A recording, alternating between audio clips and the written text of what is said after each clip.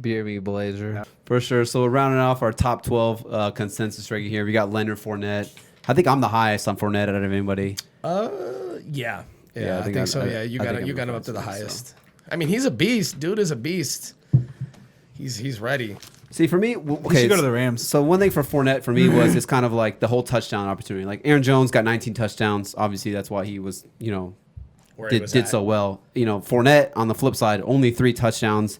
Even though he, what was it? He had the third most total touches. Leonard Fournette last year played 88% of the snaps, but only had 3 total touchdowns. I mean, it's like I don't know how many games where it's like he'd break off like a 70-yard run and he'd get tackled at like the 5.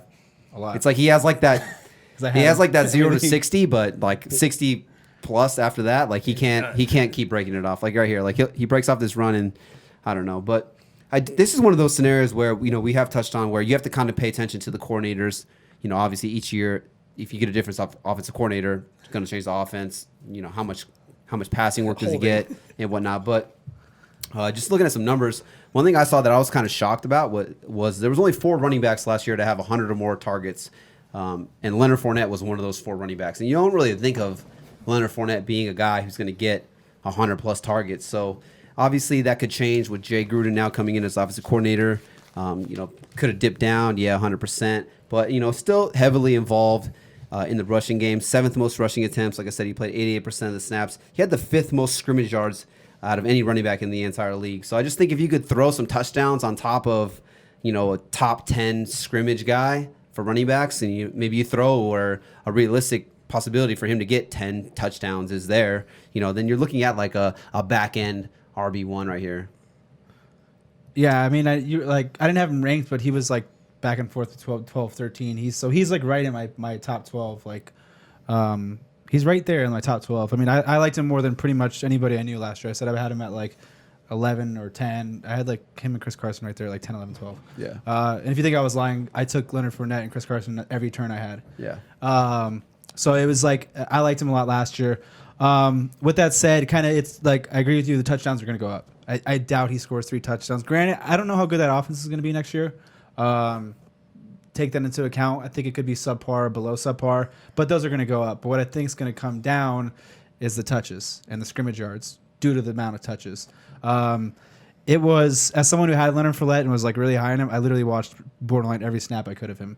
It was pretty painful watching him in the passing game. He wasn't good. It was like, yeah, he caught 70 balls, but I mean, if you throw me on 100 routes, I'm going to catch 60 balls. Yeah. So it's like it just wasn't efficient. Even if they don't draft anybody, which because I'm playing that into this as of now, I think that he sees a diminished role in the passing game. Yeah. It goes to John Gruden. John Gruden's never really been a one guy type of back. He's always been or one back type of system guy. He's always been more of like he's had that scat back or multiple backs. I mean, this is light digging. I got to do some more into that. So I think the touchdowns come up. I think those catches go from 70 to probably 50, 40, potentially even in the 40s, like low 40s. And then the total carries come down too. I mean, he was like 90% of here. I have it right here. He was like number 2. He was like 90% of the team's snaps and running back carries, and he wasn't. There's a stat called true yards per carry, which is pretty cool. This site came out with. So basically, what they do is they take away like those 1 yard runs like this because that's not your fault that you're getting 1 or negative yards. They take away that, and then they take away those like I think every running back has like 8 runs where they break like over 20 yards or something like that. They pull those.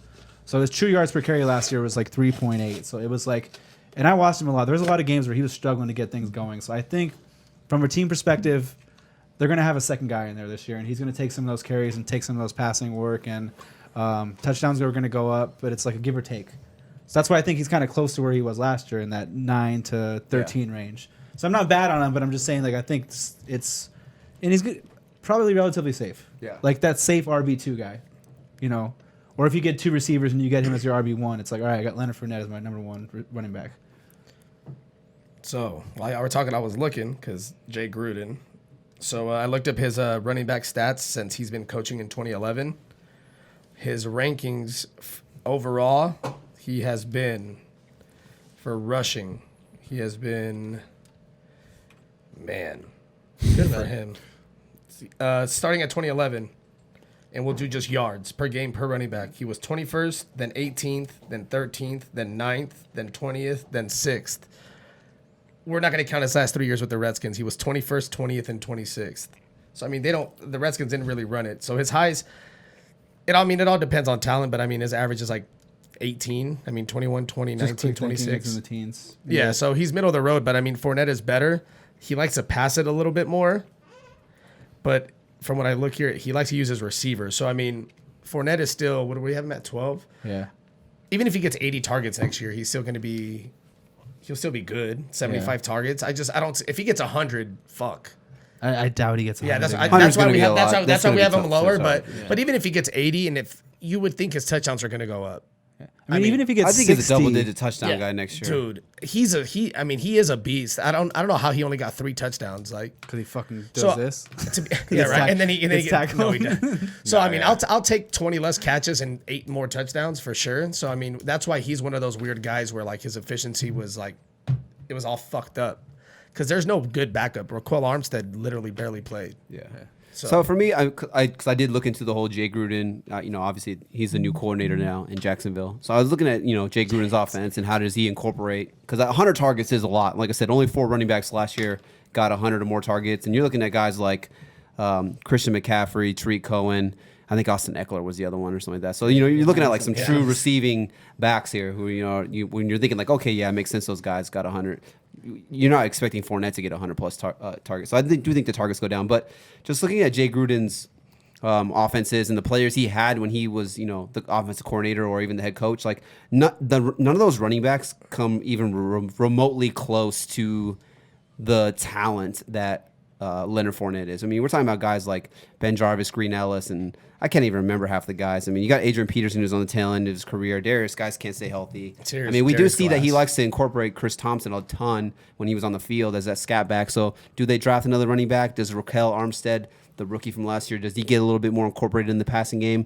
I do think that, is a possibility. So that can obviously change things. But, I mean, it's almost like I have like Fournette in the same tier of Derrick Henry. Like, they're both big guys. That once they get a full head of steam, they can break off a long run. Obviously, I'm kind of joking with Fournette here that he can't, but, just big guys who are getting a ton of volume. But, it's almost like Fournette's actually going to get more passing work than Derrick Henry. So if he can get you 10, 12 touchdowns, is it crazy to think that Fournette can finish better than Derrick Henry? No. I don't Because that's like my thought process. Like Derrick Henry and Fournette are the same exact guys. It's just a matter of touchdowns. But one guy has more receiving upside. I kind of agree with you, to be honest. I just because you're getting him at a better value, like the same guy, and then with the touchdown upside, like you can't do worse than what the touchdown amount he had last year. Yeah, he had 3 and still finished strong. Exactly. I'm kind of with you on that. I agree. Like I like Leonard Fournette. I like him to target him as like an RB2, like with RB1 upside. For sure. For sure. I had him last year in the league. That's probably what he'll be. He'll probably be like that guy where you can get him at your RB2 or your and RB2. He has that, and he could end up not, he could win you games. Well, he could end up, like we're saying, not end up producing similar results, or like you said, having Armstead be more involved. But there is the chance that he just kind of ups his production value. I know. I was like, okay, we're watching too many Jaguars highlights. We got to throw some LSU highlights. Dude, one thing I can say about this offense, like I know it's probably not going to be the greatest offense, but I think this offense is going to have a little bit of swagger. I mean, you got Minshew with his jock strap and his mustache. I mean, D.D. Westbrook's a good receiver, a former Biletnikoff winner. DJ Chark, we kind of saw him emerge. They got Tyler Eifert. I know he's maybe not the greatest, but a red zone weapon. He's a Gruden guy. And one thing I can say about this Jaguars team is they are not Saxonville anymore. That defense is not even remotely close to what it was a year or even 2 years ago. Their defense is going to be one of the worst defenses in the entire league. So they're going to be chasing every single game. Does that affect his value of maybe they don't use him as much, or does it sustain his target ability? Like they are chasing, so they are going to have to use him in the passing game a little bit. So that's just one thing to kind of monitor, as we go forward. I'm watching these LSU highlights. I'm about to take Fournette as my number 1. Bro, yeah. Well, I mean, you're also looking at him play against college. Dude, it's great. That's why I got drafted. What, 5th overall, right? Dude, he's out here, dude. He trucked some kid and the dude clapped, like almost had him. Like he thought he was close. He's like, is dinner ready? I'm at the table. Oh man! All right, so Fournette 12. He lost. Super fucking loud. No, I feel you though. He could easily finish top 10 or right around next to next to Henry for the value that you're going to get him at. I mean, it's worth it for sure to take. I like Fournette. I mean, he's one of those dudes who still I just fuck with him. Yeah, no, yeah, I like Fournette. He'll be one of those guys I'm trying to target in all of my teams. He's like the oldest looking 22-year-old ever. He does look like a 40-year-old fucking. But for sure, whoever his backup is, take him too though. Him and Adrian Peterson look like they're the same guy. Dude. Well, that's not. I'm saying because they're both. He's running That's kickoff weird. back. Hey, you man, chill out. The same age. Yeah, chill out, Mike.